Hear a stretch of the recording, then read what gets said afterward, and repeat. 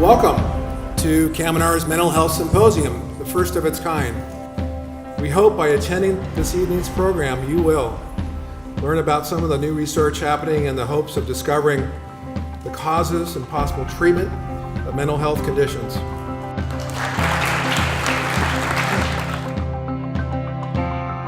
It's great to be here. Thanks to the organizers of this symposium, and thanks to all of you for coming.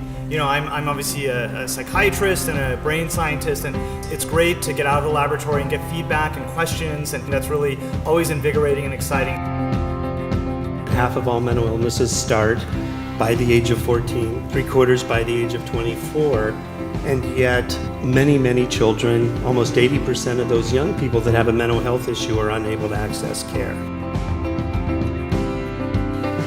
Most individuals who suffer from depression or bipolar disorder on average wait 10 to 15 years before they get a diagnosis.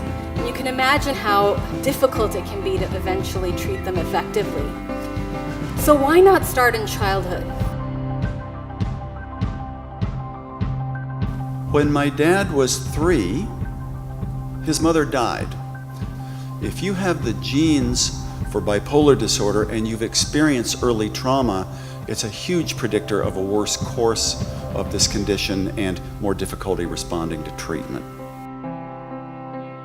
I have schizophrenia. I was diagnosed in 1990 when I was 18, and all the things that matter in life, at least to me, contributions to your community, building healthy relationships, building a successful career and personal achievements, all these things require healthy motivation and cognition. But unfortunately, these are the symptoms that are presently the most difficult to treat with current medications. What if I were to tell you that there was a new treatment approach emerging today that by its very nature carried no physical side effects? This is the Headspace program in Australia, where they've built 80 of these standalone centers for early mental health support. How can we try to figure out what specific cells in this mosaic are abnormal in disorders such as schizophrenia? And if we can figure out which ones are maybe at the heart of some of these issues, then how do we fix them in order to address some of these major issues in the setting of mental illness?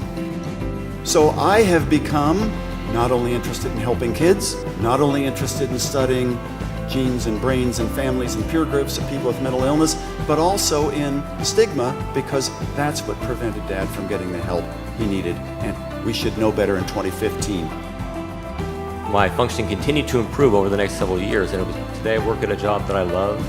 I'm happily married for over 6 years, and my wonderful wife Nancy and I take care of our lovable dog Cooper and our venerable cockatiel Audie. I feel very fortunate.